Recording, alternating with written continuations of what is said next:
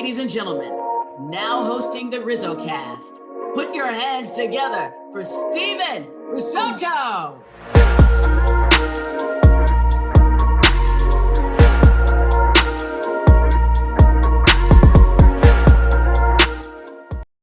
What's going on, everybody, and welcome. My name is Steven Risotto. I cover the San Francisco Giants for SFBay, and I'm the host of RizzoCast, a podcast that features current and former big league players, coaches, fans, media, and others who are regarded as some of the brightest minds around the game of baseball. Today's guest is John Shea, the outstanding national baseball writer and columnist from the San Francisco Chronicle. John has been covering baseball for 4 years, including over 35 years in the Bay Area. He's the author of 5 books, including 24 life stories and lessons from the Say Hey Kid, a book about Willie Mays that he did with Willie Mays. And let me just tell you, this is easily one of my favorite all-time episodes. We discuss Bruce Bochy winning his 4th title, Dusty Baker's retirement, Bob Melvin's hiring in San Francisco, the Giants' outlook for next year, behind the scenes on working on that Mays book, covering baseball for a living, some advice for young journalists, so much more coming up next on RizzoCast. This is episode number 154. And without further ado, let's go ahead and get started. Alrighty, and we are back here with John Shea, and John is nice enough to take some time and hop on the show. John, how's it going? Welcome. Good morning. Hey, good morning. What a pleasure, man. Good hanging out with you, Steven. Yeah, definitely. And I'm really looking forward to it. And it's kind of interesting timing because we are freshly off of the postseason. And I know that's a big topic right now. The Rangers, we're recording this on Saturday morning. The Rangers just had their parade in Texas on Friday.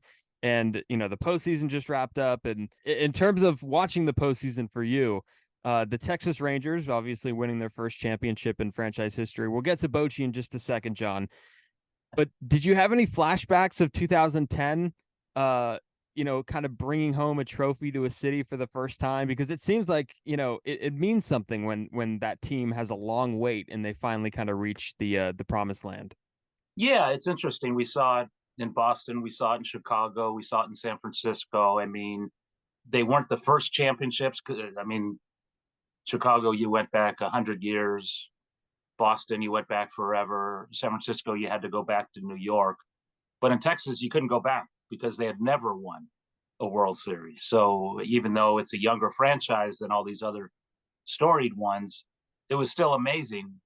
Though the parade seemed a little odd because if you've been around that ballpark in Arlington, it's just kind of a huge parking lot, just all this open space. And I figured maybe they would go through Dallas, maybe they would go through somewhere else in Arlington, but it seemed like they went right around the ballpark area, which was odd because there was no confetti, there was no I mean, I think San Francisco, they suggested, 1 million people showed up. I think San Francisco police said that's kind of an overestimate. It probably wasn't that big, but it was still significant. And I didn't see the widespread view in Arlington, but it didn't seem as well attended. And, who cares? I mean, it was wonderful. It was a great party.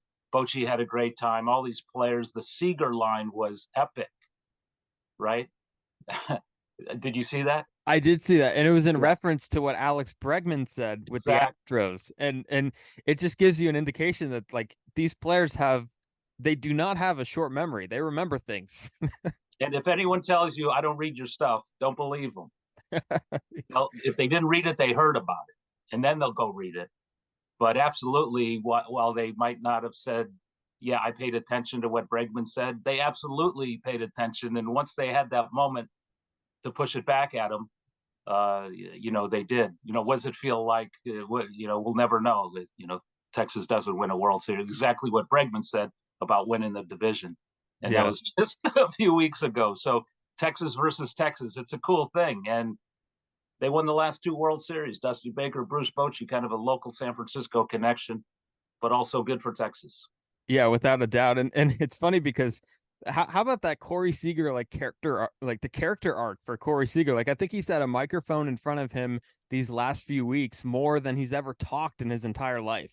And if you notice, he doesn't really answer questions. It's like he already has a set plan to go in. This is what I'm going to say, no matter what is asked of me, nationally, locally. So he's not the most exciting interview, which is fine. You can't force, but he came up with the line of the postseason.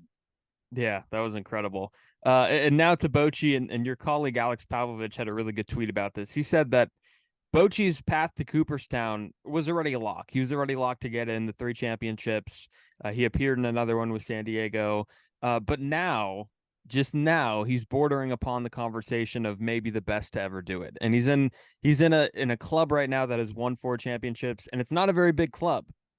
So what did you think about Bochy coming out of retirement and getting the job done there and having that influence over that Rangers team? I always cringed when I heard the word retirement, because I don't think it was a word that he used. It's a word that maybe writers used, or headline or broadcasters for sure. It was always for him, I'm going to step away and I'm going to see what my options are. He never ruled out. And I went back and actually looked at this the other day. He said, yeah, there was a story I wrote. I'm not going to rule anything out. The only thing he did say, and remember his final year was 19, that he would take 20 off. And good for him, because that was a silly season, a dumb season. It was a 60-game season. Did it count? Giant fans say no, because the Dodgers won the World Series. But, good for Bochy that, he hung out with his family, his grandkids, his wife, which, he's been talking a lot about it. His wife, Kim, has been talking a lot about. So they did a little traveling, not as much as expected because of the pandemic. But, he got the itch. I don't think he ever said, I'm retiring for good. So when you use the word retirement, the R word, I would suggest that I'm not sure he came out of retirement. Remember, Dusty Baker took a couple years off, worked for ESPN. I mean, Bochy was somewhat active because he was on the Giants payroll as an advisor. He went to some minor league teams and filed some reports. And I'm not sure how much they paid attention to him, or Dusty Baker when he had the same role, or even Brian Sabean. But they were all kind of liftoff positions to go elsewhere. Sabean with the Yankees, and Bochy obviously in Texas, and Dusty back to Houston. But they were all working for the Giants before then. And I just think that Bochy, the best ever. I mean, Casey Stengel. I mean, there's a lot of managers out there, hundreds, if not thousands, who worked a year, worked 5 years, 10 years, 20 years. I mean, Tony La Russa, Bobby Cox, Joe Torre went into the Hall of Fame together. Those are huge names. Multiple World Series championships, Torre all on one team. Cox didn't win a bunch of them, but all those division championships and overseeing the great Braves teams of the 90s. The great thing about Bochy is he got it done in 2 cities, and so did Tony La Russa. But with Bochy, it seems like, unlike all those other managers who were old school managers without knowing it, because that was old school days. We didn't call it old school. We called it modern. I mean, Tony La Russa was considered a genius because he opened up a computer, like the first manager to do so. Now he's considered old school because he values RBIs and game-winning hits and things like that. It worked. It worked for him. It worked for others. But what Bochy did is go from old school to not maybe new school, but accepting the principles of new school and the analytics and the matchups and the platooning. And he actually used 8 or 9 openers during the season, believe it or not. He hated that in San Francisco. But anyway, good for him and good for his family and good for Giant fans who saw from afar that, their only manager who ever won a World Series here, it wasn't a fluke. He did it 3 times and he did it another time in his first year in Texas. Granted, the Rangers spent an awful lot of money with Marcus Semien and Corey Seager 2 years ago, and then this past year with all that starting pitching depth. It was just amazing. Everyone knocks the Padres and Mets for spending and doing nothing with it, but nobody seems to be knocking the Rangers because they got it done and won. Yeah, no, nobody seems to be knocking Texas. They definitely, and that entire rotation was just pretty much all free agents, whether it was Heaney, at one point DeGrom, Scherzer, and John Gray, and Evaldi, and like all those. I mean, it's just a makeshift rotation full of a bunch of free agents. So very And then interesting Scherzer job. and Montgomery at the trade deadline. Montgomery, that's right. Yep. Who was excellent during the postseason. And real quick on Bochy, there's a solid number of Giants fans who kind of have the theory about how things ended in San Francisco, and I'm sure you've heard this recently. From your understanding, and there's so many layers to this, like you just kind of covered. Um, do you believe that he was pushed out of the organization at all? You could take that in many ways. I'll just go by what he told me, and he told me that out of respect for Farhan, he's stepping aside, and that's really the end of it. I mean, he could have forced the issue and made a bunch of headlines, and maybe would have been fired because his contract was out, and then Farhan wanted Gabe Kapler or something like that, and we all knew that. So Bochy's a good dude, and good dudes don't create chaos for personal reasons. And that's something that, you know what, this team is going to have to rebuild. The farm system isn't great. The roster is not great. I lost 3 straight seasons. You know what? Maybe it's time to step aside. I'm not retiring. I'm stepping aside. And I think more than anything, he just did it out of respect for the new guy. He's been around the game so long. He had a great relationship with Brian Sabean, who brought him up from San Diego. Even Bobby Evans, who, you know, came up through the Sabean ranks and then took over for Sabean. And those years didn't go well, but he spent because ownership wanted him to spend on certain things.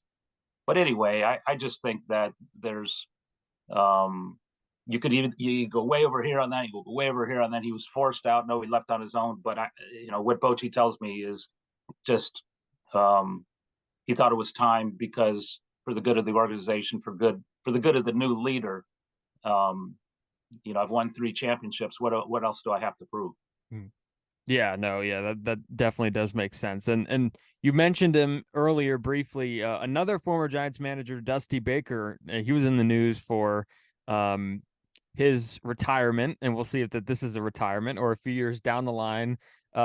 It's not the word to use. After the ALCS loss to the Rangers, and he of course managed the Giants for from 93 to 2002. What will Dusty's legacy be? And do you have a favorite Dusty Baker moment in covering him? I mean, I was in San Diego covering the Padres until I returned to the Bay Area in 1988.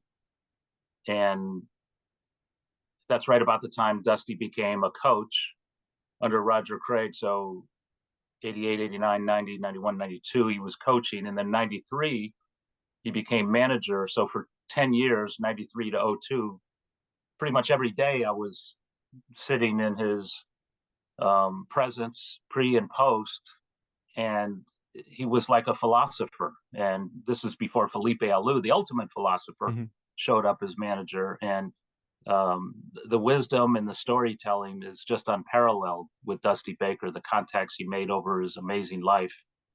And I remember one time he said, you know what, man, I should charge you guys for this. And I'm thinking, yeah, he's probably right, because what he says is much better than some of these corporate speakers who get $50,000 for an hour and a half lecture in corporate America. And I'm thinking, you know what, this is pretty awesome. But obviously, newspapers don't pay for their information. Some media outlets do or might, but yeah, he was just joking. But I just think I got pretty close with him, and hung out with him at a couple of functions outside of the field. And it's amazing when he walks into a room or a restaurant or whatever, how much people just look at him like he's Frank Sinatra. And I mean, he's always the life of the party and knows everybody. So I imagine I was going to wait a few weeks before texting him and congratulating him on his retirement. Maybe I'll be the 1 millionth to do it, because I'm sure he's just being hounded with folks in and out of baseball, politicians, musicians, entertainers who are chiming in and saying hi to him. But yeah, great guy. And he was the best Giants manager in San Francisco before Bochy won 3 in a row. Obviously, 10 years, a lot of playoff teams. Just a few outs from the 0-2 World Series championship. The bullpen didn't hold up. A lot of people criticize him for taking out Russ Ortiz, flipping him the ball, but it's kind of the way he managed all season. The bullpen blew it. Bochy, by comparison, maybe had more urgency to his managing style in the postseason, and the record kind of speaks for itself. Yeah, and Russ Ortiz came on this podcast, and his background, the ball was there. So I was like, oh, where everybody asking the same question, but I figured I'd join the group. I was like, where's the ball? And then he's like, and I turned around and I was like, oh, there it is. So it's hilarious. He gets a big kick out of it. So we've touched on 2 former Giant managers, and you mentioned Felipe. Should we touch on a fourth? I mean, let's talk Kai Correa. No, let's talk Bob Melvin. Bob Melvin, the Giants pick him to be their new skipper, and they interviewed a few internal candidates. Actually, Kai Correa was one of them. And Melvin, just, it seems like he has that connection. He played with the Giants for 3 years. He knows the Bay Area. He was across the Bay. He knows Farhan. It seems like a well-suited fit. What were your expectations, I guess, heading into the process when they were trying to find a manager? Did you have any expectations or predictions? Because it seemed like if Melvin was available and if they were going to interview him, there was no way he was going to show his face back in San Diego for next year. Yeah, the day we learned that there was going to be a managing change, the Friday before the final series of the season, I made some calls, and everyone's saying Bob Melvin, Bob Melvin. I said, well, he's got one more year on his contract. Yeah, I said, but he's going to meet with AJ Preller on Monday, and all the friction. And Bob Melvin's come out of a contract before in Oakland. Billy Beane let him go. They're very close. Just for the good of Bob Melvin, even though there's 1 year left in his contract with the A's 3 years ago. So I said, okay. So I remember writing this because they wanted like a list of possibilities, who are the candidates. And so I made sure to put a headline on him. So even though he was employed by another team with a year to go in his contract, he was like the immediate favorite. Said, well, something's going to happen in San Diego. And if it does, and Farhan Zaidi doesn't hire this guy, there's a disconnect here, because he even worked with him in Oakland. So I think for Giant fans who say, well, he didn't win a World Series, well, he didn't get deep into the postseason with the A's, well, he didn't take that San Diego team to the promised land, even though they went to the LCS in his first year with the Padres.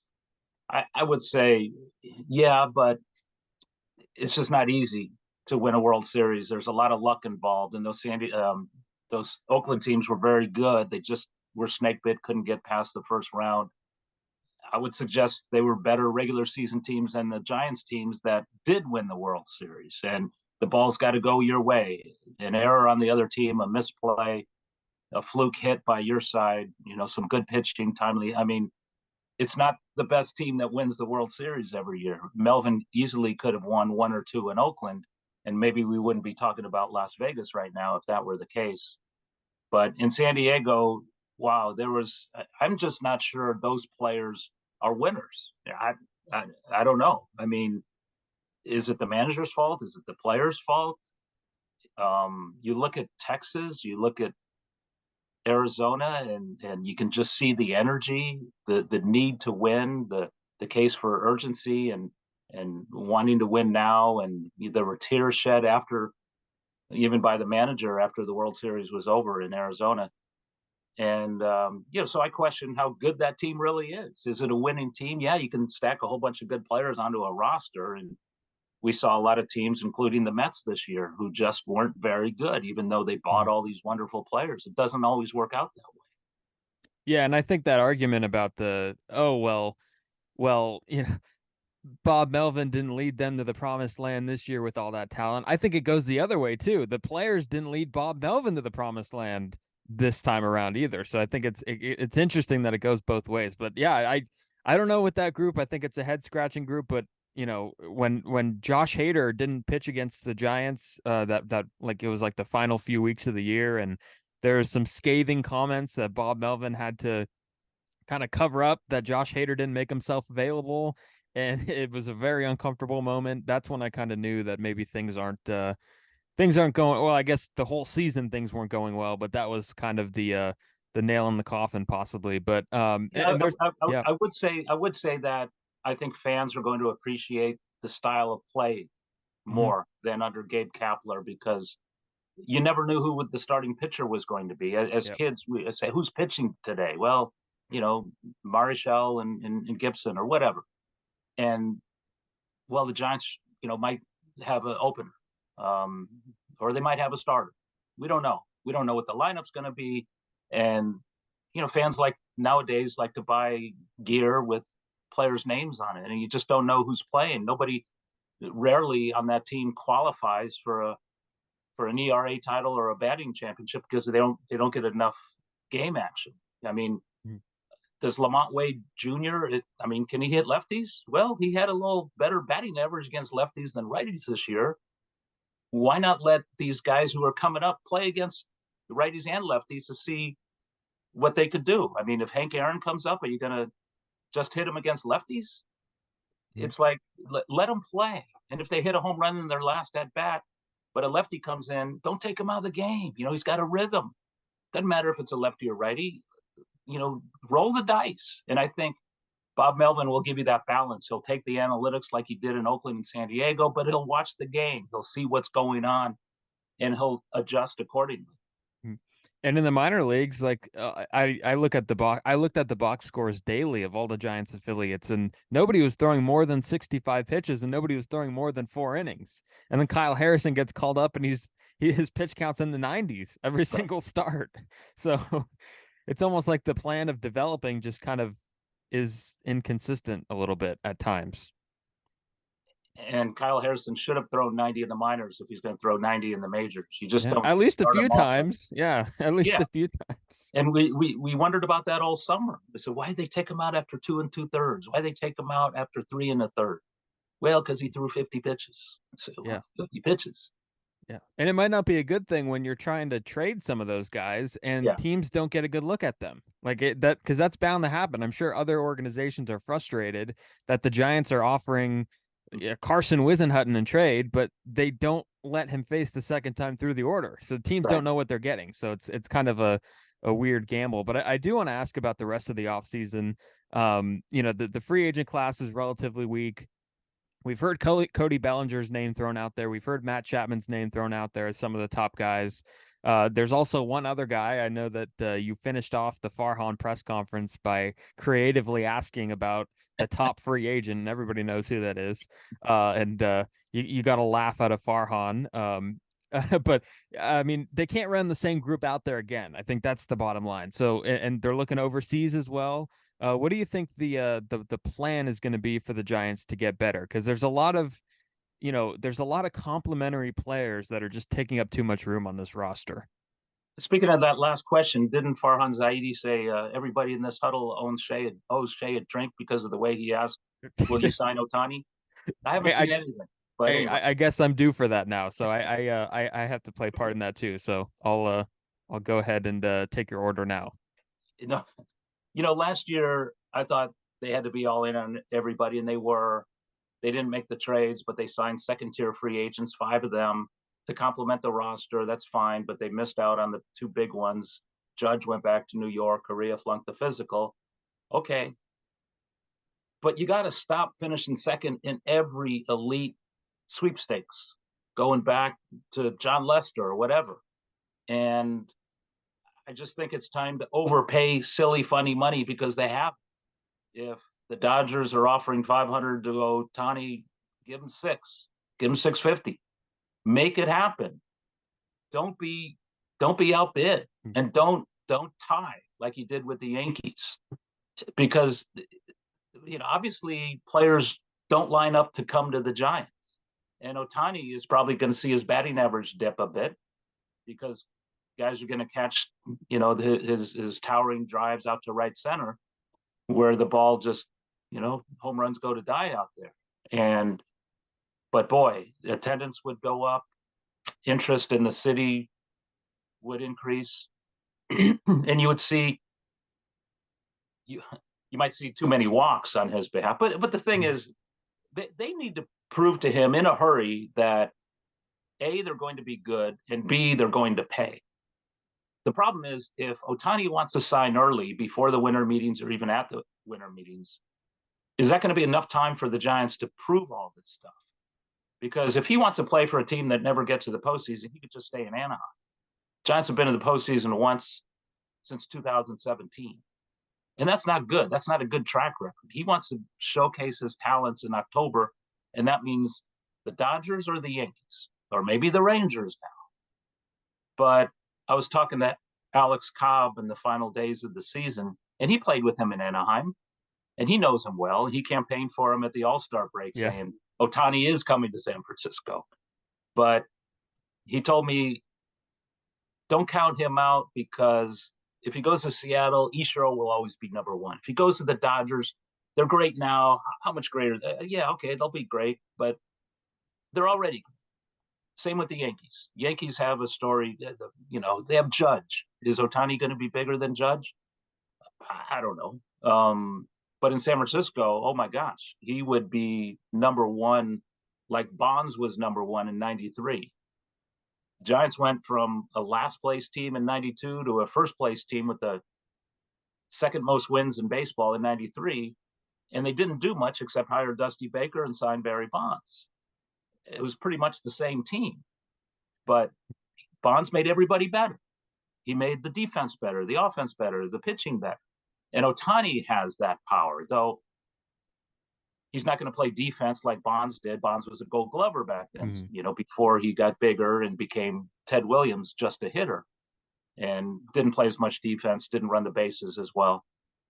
But Ohtani can still do all of that, but he's not going to pitch till 25. So that might benefit the Giants if the Dodgers or Yankees are saying, well, we're not going to pay you that much because we don't know about your future as a pitcher. The Giants can gamble and say, okay, we'll hope your future as a pitcher is going to be fantastic. But for now, we're paying you more than the Dodgers, more than the Yankees, because we want you, and we want you to be, number one. We want you to be the face of the franchise. And I think that's the only way it'll get done. But if they miss out on that, like you said, the hitting market isn't great. There are starting pitchers. They brought in Minaya and Stripling to be 3, 4, 5 guys. That didn't work out because they spent so much of the time in the bullpen. And will starting pitchers want to come here? Well, under Gabe Kapler, maybe not, because they wouldn't have known if they were going to be a starter or not. But I think with Melvin, if Melvin tells them, we're going to give you every opportunity in the rotation, I think you can believe that. Yeah, no, and to Ohtani, just real quick, I mean, if we learn anything from the Farhan era Giants, it's that they don't mind a torn UCL, John. They don't mind a torn UCL at all. I mean, they will sign guys to 2-year deals, and if they miss the first year, then that's all. Like John Brebbia, I mean, he came back in the middle of a season once, and I don't think they're scared off by the torn UCL. So maybe that's an upgrade, maybe. And if it's a 2-year contract with an opt out after the second year, or I'll stick around for 5 or 3. Give it to them. Yeah, I'm shocked I'm shocked that you and I don't have an opt out after a first year with them. They seem to hand it out to everybody. Yeah. All right, let's switch gears, because I want to talk about the Mays book, and it's called 24 Life Stories and Lessons from the Say Hey Kid, and it's a few years old now. And I'll just say this: I love the book, and I talked to Kerry Crowley quite a bit. I know he always has great words to say about the book. He's a big fan. Tell me how the book got started and the process of getting Willie on board to help, because I know that you guys share kind of a very close bond that maybe he doesn't have with any other person in the media. Well, thanks, Stephen, for saying that and for reading it. It probably started way back in 2005 when I asked him. But before that, I think you go back to 1988 when I said I came from San Diego covering Dick Williams and Larry Boa and Tony Gwynn and Steve Garvey and Rich Gossage, and coming back home in '88, and Willie came back to the Giants in '86. So he was in the clubhouse every day. And, you would do the same now if a guy like that was holding court in the clubhouse every day as an advisor or special coach or whatever. I think Willie Mays' title was Willie Mays. That's all you needed. But he was there, so I made sure to listen in, and I started writing stories about him, and he must have trusted me because he kept talking to me. And I became national baseball writer when the Chronicle and Examiner merged in 2000. So I was able to step back further and kind of dive more deeply into these personalities, including Mays. And so I wrote an awful lot about him. And then in 05, I just mentioned out of the blue, hey, what about a book project? And he didn't say yes or no. He said, I'd like to see this book in classrooms. And to me, that meant yes. And it also meant, let's make this inspirational, which you're not going to do a Mays book without making it inspirational. So it's not just life stories, but life lessons from the Say Hey Kid. So we took a lot of years solidifying it, coming up with a proposal. And not until 2018 did it actually reach, contractual fruition. And at that point, it was all in. And I think the day we signed, I rushed over to the Coliseum because the Angels were in. I said, I got to speak with Mike Trout about Willie Mays. And I also tried to speak with a lot of older people who, just to make sure if you're in 90 something, I want to speak with you. Roger Angel, the great writer, Vince Scully, the great broadcaster. And there was a great book, Willie's Time, Charles Einstein, with my favorite Willie Mays book up until now, I guess.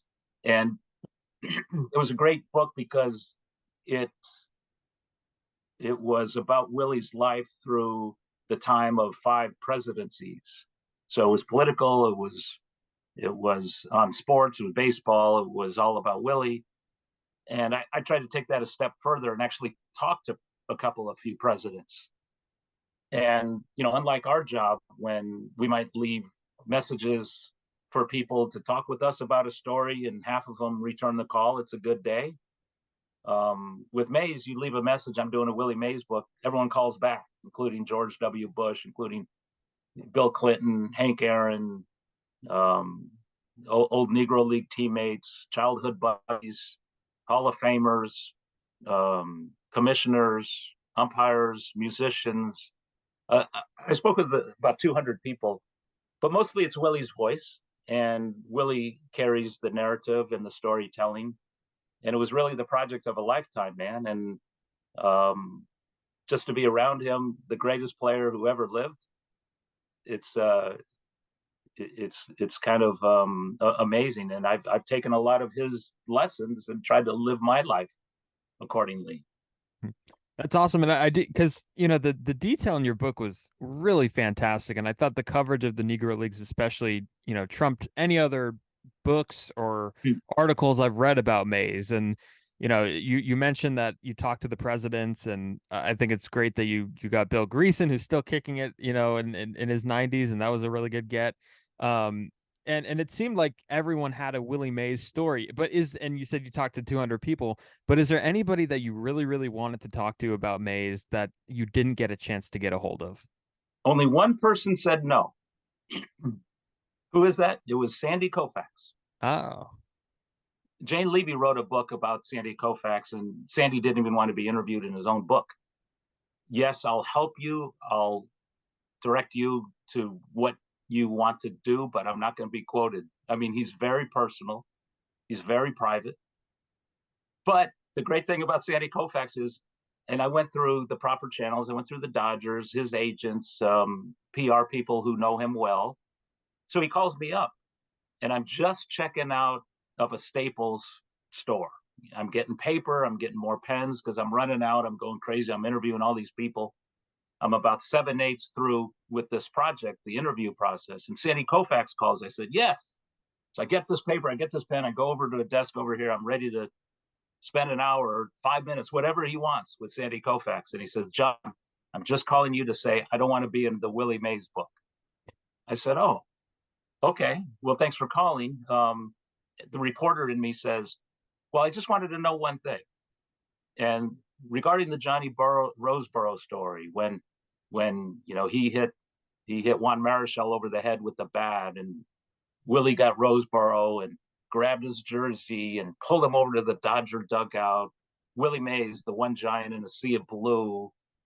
So I kind of wanted him to provide some, because Willie said he went in the clubhouse afterward and talked to Koufax, and he appreciated that Koufax wasn't beaning everybody like a lot of pitchers of the day did. And he said, yeah, I'd rather not talk about it. So I tried. And I thought that was really classy that Sandy Koufax called me. He could have just blown me off and not called, just ignored the request. But he was the guy. And I said, that was one of my best phone calls. Sandy Koufax called me just to tell me he didn't want to be in. But obviously he was a big part of the book because Willie talked about him. Juan Marichal talked about him. Cepeda, all of them who were there for that scene. And obviously Koufax was the best pitcher in the 60s. I mean, Marichal and Gibson and Drysdale, all these other greats. But he kind of stood atop because, I mean, you look at those numbers in that 6 or 7 year span and nobody's been better. Yeah, and it's funny because I was watching this, and there's a feature that Bob Costas did with Koufax, Aaron, Bench, and Mays during the All-Star game in 2015 when they did the greatest living ball players, and it was a roundtable discussion, and Mays was talking about how he always had to face Koufax and Drysdale. And he's like, we always got them. We always got them, and we never missed them. And I was waiting for you to get sick or something. And he told Koufax that. And Koufax said, well, you always saw us because there's a lot of 4-game series back then. And then Mays was like, yeah, 4-game series, but you were always in 3 of them. And it got a lot of laughs. But was there anybody when you would talk to a source for this book, would you report back to Willie and say, hey, I talked to Bill Greason today, and then kind of go over things and just have Willie kind of confirm that did happen? Because one thing I was most impressed with was his memory, and we saw it on full display during the HBO documentary that you were in, and you had a big part in too. And he's still sharp as a tack. So did you kind of report back with kind of every few days with some interviews that you had? Like, I talked to Bill Greason, I talked to Bush today, and kind of go over that? That's exactly how I did it. Yeah. In fact, you nailed it. And it was, I met with him, I don't know, 15 or 20 times. And every time it was Willie, I'll just take a couple hours of your time. And 6, 7, 8 hours later, I'm still hanging with Willie. And maybe we're not talking about the book. Maybe one time we were watching the Hall of Fame induction, and there's Derek Jeter, and I'm sitting with the greatest ever, and these Hall of Famers are coming in one by one to give their speeches, and it's like surreal. Are you kidding me? Who am I? What am I doing here? Who doesn't belong in this picture? But you're right. Bill Greason, first of all, for those who don't know him, is a legend 3 times over. The first African American pitcher for the St. Louis Cardinals, long before Gibson. Fought in the Battle of Iwo Jima, and he's been a pastor in Birmingham at his beloved church for more than 50 years. So he's been inspiring lives in 3 different ways. 99 years old. Forever, yeah. And so I spent a week in Birmingham checking Willie's roots and backgrounds and speaking with old folks he knew. And I spent a lot of time with Bill Greason.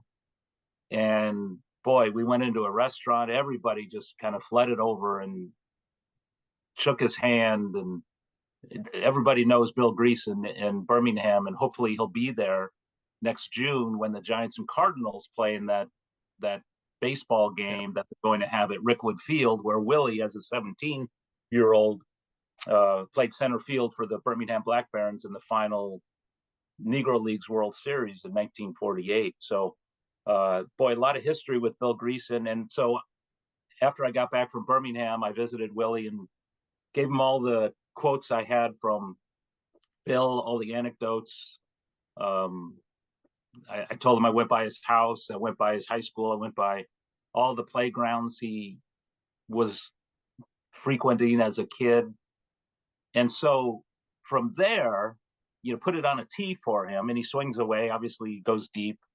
He adds to the storytelling that way. It's like you and I are sitting in a bar, and here's Willie, and every few minutes another character from the book comes in, whether it's Roger Angel or Bill Clinton or Barack Obama or Hank Aaron or Felipe Alou. And there's so much stuff with Felipe and Orlando and Willie in the early 60s with Alvin Dark, and the most amazing clubhouse in the major leagues at the time, the most diverse. Yet Alvin Dark, with his Louisiana roots and Southern roots, didn't exactly take advantage of that. Did a lot of dividing, in fact, and Orlando said it might have cost them a couple of more pennants. They only won in 62, even though they had the best record in the 60s. Marshall won the most games in the 60s. Like Felipe told me, though, every time they went into a city, despite all these Hall of Famers and wonderful ball players, the Alou brothers, and Orlando and Gaylord and Juan and McCovey and Jim Ray Hard and on and on and on, it was always the newspapers would have the same headline, Willie Mays and company, come to St. Louis, come to Montreal, come to Philadelphia. And Felipe said that was okay with us. We all knew we were very good ball players, but he was in another universe, and he admitted that. So yeah, the answer to the question is absolutely, and that I think went with the rhythm of the book, allowing the narrative to move from subject to subject, with Willie weighing in on what everybody else weighed in with. And obviously the quotes from Willie I passed on to others. So the great thing about this book, in my mind, not to brag, but it's got no bibliography. So there have been Willie Mays's books with 35 pages of bibliography. I counted them. And I said, that's one thing I don't want in this book. I don't want a bibliography. I want everything in this book to be fresh. So no quotes from previous books or magazine articles or newspaper articles or documentaries or anything else. All that stuff is off limits in this book. So it's all going to be new, fresh, and it's like new history, right? Mm-hmm. Because it's kind of from the stories of yesteryear being told for the first time today. Yeah, and I read the James Hirsch book a while back, and it was a good book, and I was glad that, because it's a much longer book, and I'm sure you read it too. And everything that was in your book, it seemed like, or everything that was in his book, it seemed like it was in your book, but like much more simplified. And I think, and no knock on James Hirsch, of course, he's great. Yeah. And you kind of led into this, but did you like the writing process as much as you liked the reporting process? For this book, 24? For this book. Yeah. There are 24 chapters. He was number 24, 24 Willie Mays Plaza, 24 palm trees, the right field wall is 24 feet, cable car number 24. I mean, it's an iconic number. That's why Ricky Henderson wore 24. That's why Rick Barry wore 24. Ken Griffey wore 24 because of Ricky, who wore it because of Willie. Tony Perez, when he got 24 with the Reds, said, that's unbelievable. This is the number I would have picked, because my dad and uncle and grandfather, they were all big Willie Mays fans where I grew up. So yeah, I think the reporting maybe came natural because it's what we do. The writing, I just wanted to make sure that every single word mattered, every sentence mattered, every paragraph mattered. And so I spent an awful lot of time getting it perfectly right. And, the great thing, you see a lot of books, there are a lot of books in my den here, and there's some mistakes, there's some typos, and some, Kurt Aguilar was my copy editor and my friend who came up with the title 24. Of course, why didn't I think of that? And there wasn't, from everything we've heard from all the readers, the publishers, the copy editors who looked at it afterward, there were no mistakes, no typos, no nothing. Everything came out perfectly. And the artwork under Brad Mangin, who's a local photographer, a great one at that, under his advisory, there's like 95 pictures. So it's, there's more pictures in this book than any other Willie Mays book ever put together. So in a lot of ways, it's pretty historic. And combining the reporting and the writing, I think, is what I'm maybe so proud of, because I was able to utilize both. And Kurt Aguilar, gave me some advice, and so did Brad, and that helped along the way. But like I said, man, a project of a lifetime, and from a guy that I watched as a kid, made the tail end of his career, late 60s, early 70s. And then I was able to meet him and befriend him and hang out with him. And he trusted me to do this. There's not many people he trusted. And to be in that circle of people he trusts is like is mind blowing. You know, this kid who grew up watching them and playing wiffle ball and tried to emulate his stance, and you know, admiring him from afar and then admiring him close up. It was amazing that he. And by the way, I would tell all young people, if you ever want a best-selling book, make sure Willie Mays is your co-author. It's that easy. Yeah. It's that easy. A few things before we wrap, because I've kept you for way too long, but I do want to ask about your career a little bit. And you just mentioned that, you know, late 60s, early 70s. I mean, you're a Bay Area kid. What were some of your very early baseball memories? Because especially at, you know, where you grew up, and I know you're in Novato, right? And that was around the time where the A's were really good too, and they were winning championships. So what were some of your early baseball memories? And if I answered that question for you, my apologies. No, so yeah, this was only maybe 10 years after the A's showed up, late 60s, right?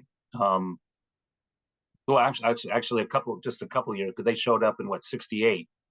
So that's right about the time. So they were new, this team from Kansas City. So you can imagine how families and neighborhoods and cities and communities were all embedded with the Giants. And maybe only in select East Bay communities were the A's a big deal. So in my neighborhood, you know, Mill Valley, California, you know, I grew up with nothing but people who followed the Giants closely, including my own family. So I think 1971 was a major year for me, because that was the year the Giants won their first division championship, and it was Mays' last full season.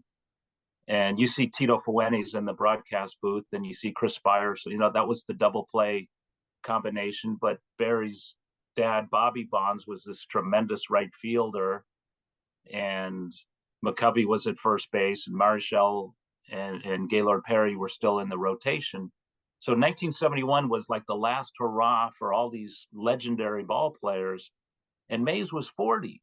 And what did Mays do at age 40? Well, he led the league in on-base percentage. He led the league in walks.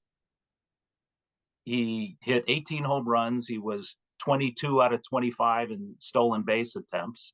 And he hit number 3 for a division winner when there were only 2 in each league, without any wild cards. So he was still the leader of that team a year before he was traded to the Mets. So that was kind of the turning point for me. I said, man, baseball is pretty cool. I mean, I dug it and played it and loved it anyway, like any kid back in that era, basketball, football, baseball, depending on what season it is, you followed it and tried to play it. And so I think, you know, from there, you know, these games, my brother Terry and I we used to go out to Candlestick too. Dave Collins is a friend of mine, and there's a 50-cent Golden Gate Transit from Mill Valley to Clay and Van Ness, and then another 50 cents on the Ballpark Express. So you pay $1. My buddy Dave was a little bigger than I was, and we took pride in sneaking into everything we ever did, including the games and the buses. So he would give him 50 cents, and I would kind of sneak in behind him and then give him a quarter. So it was really only like 50 cents instead of $1 to get out to Candlestick. And we had 5 or 6 ways to get in to that stadium. It was not sneak-in proof, and we kind of took advantage of that. That was kind of the some of the reasons we actually went. Thankfully, that didn't lead to a life of crime, but it did lead to a life of loving baseball and Candlestick Park and appreciating the nuances of the game. And that just kind of, my brother Terry and I we used to play like one-on-one basketball, one-on-one wiffle ball, and for whatever goofy reason, I always kept stats of those and wrote them down and had little made up baseball cards and made up basketball cards, and we invented our own team names and our own team players' names, and on and on and on. So, yeah, so that, you know, maybe that had something to do with the numbers that, you know, that you and I are interested in on a baseball related basis, and, you know, the writing style. You know, it goes. Who knows? But it's been a wonderful. I've been very lucky and fortunate that I've been able to do this for as long as I have, and still maintain the passion and love for the craft and the game. Yeah, and we mentioned the batting stance guy before we started Yeah, recording. So you were the batting stance guy before the batting stance guy, doing exactly. all the stances in the backyard. I love that. And I guess social media is has a big impact on journalism, and everybody knows that. And it's changed how articles are shared, and the clicks and everything. Where do you think baseball reporting and journalism, or sports journalism as a whole, is heading to? Because for one, I see no entertainment value in reading a 400-word article about why Jock Peterson is going to have 1.5 or more singles on any given day. Like the betting stuff that's coming into it. Oh, I mean that's just one example of many. But where are we heading? Like in short, what am I getting into, John? no, I'm with you. I'm not a fantasy baseball guy, and I don't bet on the game. Um, my friends who do say baseball is about the toughest that you can bet on. Yeah. Well, I Uh, turned on the TV and I'm watching a 5-minute segment of two people going back at it. Is he going to have over 3.5 strikeouts in this yeah, outing? And I'm just like, how can you spend 5 minutes talking about it? It just doesn't make sense. yeah, and unfortunately, that's part of the Giants and A's pregame, it's part of the Warriors pregame, and then they talk about it postgame, and that's usually when I turn it off. And anytime radio guys are talking about the betting lines, I turn it off or go somewhere else. But yeah, I'm with you on that. It's like, come on, um, just appreciate the game. If you want to bet on it, bet on it. But they're forced to do these. Yep. Broadcasters are forced to talk about them because uh, FanDuel is a sponsor, right? And all these gambling companies are a sponsor. Willie Mays got thrown out of baseball with Mickey Mantle because of his association with casinos. And what did he do? Well, he played golf, he signed autographs, and welcomed high rollers to the casino, and they didn't have great pensions.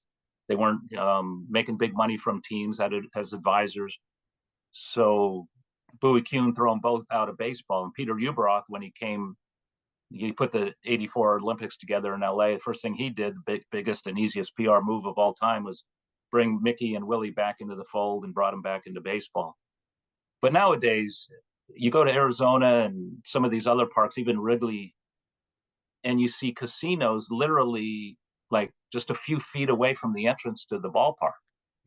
So that's how much times have changed, and it's a huge moneymaker. It's why the A's want to move to Las Vegas, take advantage of all those sponsorships with casinos, and it's not really a fan-friendly place because with 33,000 people, how many of those are actually going to be true fans versus, you know, John Fisher in bed with all the casino owners who are going to want all their clients to have a freebie for the day and pay for it over at the new ballpark. But I mean, that's the way we're going. Social media, I just kind of use it for talking baseball, nothing personal.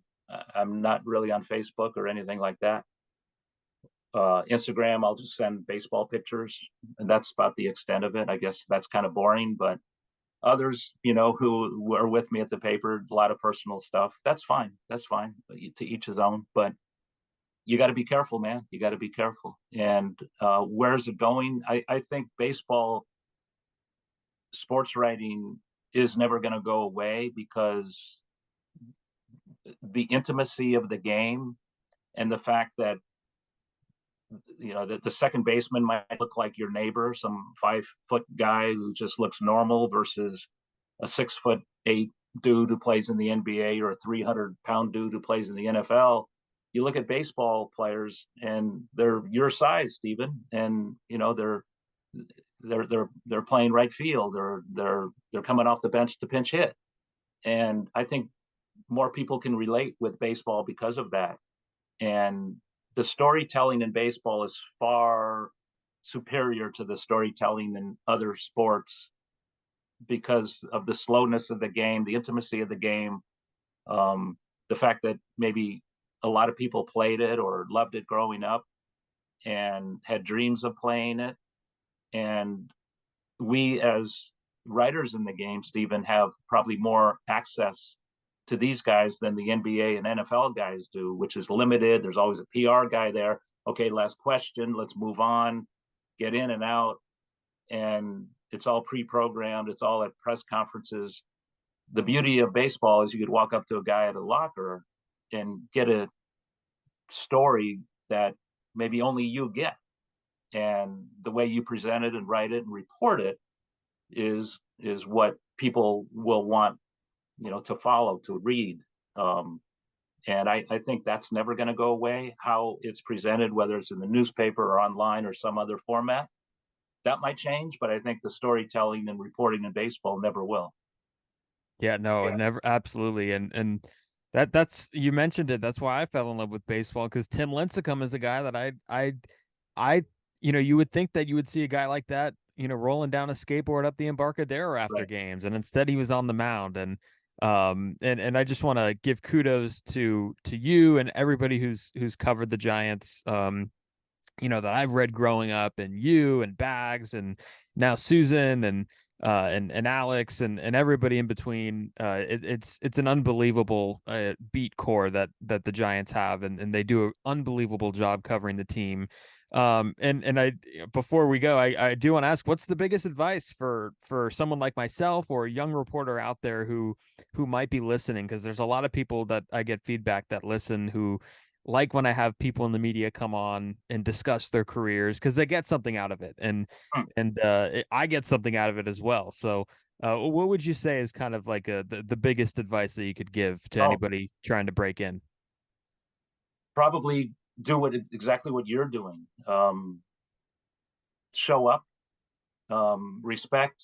Um, you don't have to be splashy right away. Your style will come out eventually.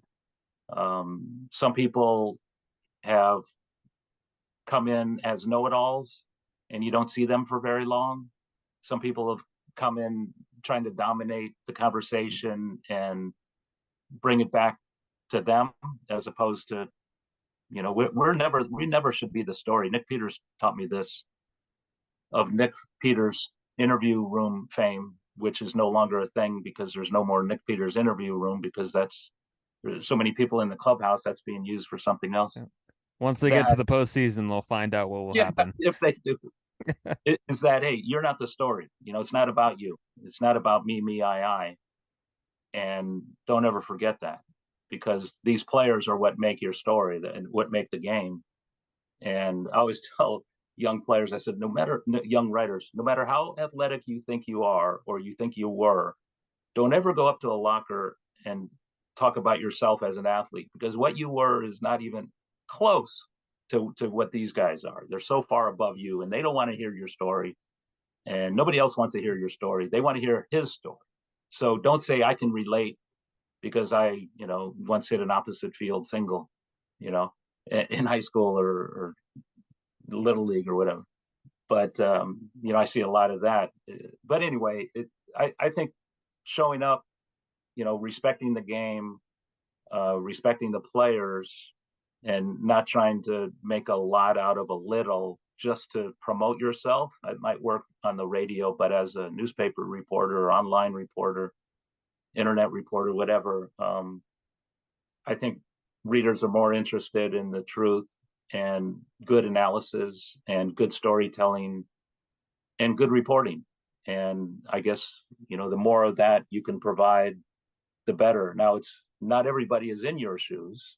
I'm sure there are a lot of journalism majors who wish they could, open a door somewhere, but it's just about being persistent and calling people and saying, I want to intern with you, or hear my clips. The more clips you have, whether it's a college newspaper or a college radio station, sound bites, whatever, the more helpful it is. You can have all the in-class learning in journalism, but the bottom line is networking and reaching out to other people and work experience. Because if you have none and then you graduate, it's hard for companies or outlets to say, yeah, I'm going to trust you for this role. But if you have a basis, if you have a clip file of any type, and some people who respect you enough that they will talk to this outlet about you on your behalf, all the power to you. When I got out of school, there were very few. Well, there were now there are very few, opportunities, I would say, compared to then. I hope I'm wrong, but I just remember getting out of school and all the different newspapers, big and small, and people going from one to another. There just seemed to be a lot of opportunities. This was pre-internet, so maybe those opportunities exist in another way. I hope they do, or I hope they will. But there are all kinds of writing jobs, and the more you write, the better you get, and the more comfortable you get with your skills. I mean, my early stuff, I just don't even want to look at. Sometimes I don't want to look at the stuff I write now. I said, oh my God, I wish I could have that play over, like they say in the big leagues. I wish I could have that play over. Wish I could have that sentence over. The beauty of the internet is sometimes you can go in and fix that sentence. You couldn't do that in the old newspaper world. But yeah, just try hard. Maybe you won't get paid much early on, but if you love it and you have the passion for it, that's the big drive. Because if you have a passion for anything, you're going to be good at it. And if you don't, you probably won't. But if you have the passion for it, go for it. Yeah, it's really good stuff there, and definitely, I think a lot of people will appreciate that, myself included. And I will note that the first thing that I will say to Kyle Harrison next time I see him is, "Do you want to hear about my opposite field double in Pacifica American Little League?" We'll see what he says. Right. Well, you know what? Kyle is so genuine and young, and really hasn't learned about the grind yet, and he'll say, "Oh, really? What was the pitch?" Yeah. Yeah, exactly. It was a fastball away. No, just kidding. It didn't even happen. No. But he's actually class of 2020. I was class of 2020. Okay. We kind of got screwed with the pandemic. Yeah. We graduated. I graduated in a drive-through ceremony. So it was a drive-through. I got out of the car, got my diploma, and got back in the car and went home. Yeah. How was that senior prom? What senior prom? Yeah. Exactly. That was horrible. Last thing here, and I don't know if you know Jeff. But Perlman. You know what? You're going to be a strong generation, because if you lived through that and overcame those obstacles and still, persevered. I always said, because my daughter is in that and had to go through school, sitting in her bedroom looking at Zoom, and even in college, it's like, hey, you're going to get ahead. We never had to have those problems to overcome. We had it easy compared to what kids had to go through with all this pandemic nonsense, and you're going to be stronger because of it. Yeah, and I would not have the podcast if it wasn't for learning about Zoom, because this is how I record. So it was a tough time, but we definitely got through it, and it was an interesting point in my life. But last thing, I don't know if you know Jeff Perlman. He's the New York Times best-selling author. He's written a lot of good books, and I listen to his podcast religiously. It's called Two Writers Sling and Yang, and for those out there who don't know it, he's joined by a writer every week, and they just talk about writing and they talk about journalism. And I'm shocked he hasn't had you on. We're gonna make that happen. But he always ends his podcast with this question, so I'm gonna kind of steal it from him. What's the most memorable confrontation that you've either had with a player or anybody you've come across during your career? So confrontation. Oh, a negative thing. I guess, yes, a negative thing. Maybe not a great thing to end on, and it can't be the Koufax. We heard that one. That's not negative. Yeah. I mean, I covered baseball before it became a made-for-TV event. Mm-hmm. So there was none of this. There was no cameras in the clubhouse or the manager's office. So I covered Dick Williams in San Diego when he had a beer and a cigarette and was wearing hardly anything, because there were no cameras in there. I don't even think we had tape recorders. We had a pen and a notebook, and covered a guy named Goose Gossage. And he was known not only for being intimidating as a closer, but for his post-game rants. And I worked at an afternoon paper at the time, and I was able to wait him out with a couple other afternoon paper guys, because the AM guys had to get in there and get out to make deadline. We didn't necessarily have those deadlines, so we were able to wait out people. And Goose liked to have a beverage or two post game in the trainer's room. And by the time he came out, maybe several beers later, he always had something juicy. And I just remember there was a lot of confrontations. Maybe I witnessed more than I was involved in, but I mean, he had no filters. And you might remember the famous quote about McDonald's. Ray Kroc owned the Padres, and Joan Kroc was his wife. And after Ray died, she took over the team and had a beer ban in the clubhouse. And this is Goose Gossage. He came from the Yankees. That's what they did. Everybody, post game beer or 2 or 3 or 4. And so the day that she banned beer in the clubhouse, we waited out Goose. And I don't know if he had a few anyway in that trainer's room, but he came out just livid. And the famous quote, she's killing the world with her cheeseburgers. And I'm supposed to have a beer ban in my clubhouse. So, I mean, one other time with Goose, Steve Burris was the nicest manager of all time. And he was in between Dick Williams, who was very gruff, and Larry Bowa, who was very gruff. So one time we were talking to, Goose blew a save, and we could talk to Burris after the game, and he said, yeah, Goose might have been a little tired. So we went to Goose's locker room and said, the manager said, you're a little tired. He said, what? So he marched into the manager's office, and Steve Burris was in the shower by then. And the old San Diego Jack Murphy Stadium, the manager's office, the shower was right behind the desk. So he marches into the manager's office, and we all follow him, and he opens up the shower door and said, don't ever tell these guys I'm tired. Only I will tell them I'm tired. And he started yelling at, and Steve Burris trying to, he's got soap all over his face. And, hey, Goose, can we talk about this later? And it's just stuff that doesn't happen now. I mean, I can go on and on, but there's a lot of comedy going on that maybe you don't see in today's cleansed clubhouses and cleaner post-game interviews, which is on video live, But yeah, I mean, there hasn't been too many back and forth. There's been a couple, people got in my face or I got in their face. Usually it's a misunderstanding. Oh, I heard you wrote this. Well, did you read it? I said, no, but I heard you wrote this. I said, well, read it and don't look at one sentence, look at the whole story and come back to me and see if you're still ticked off.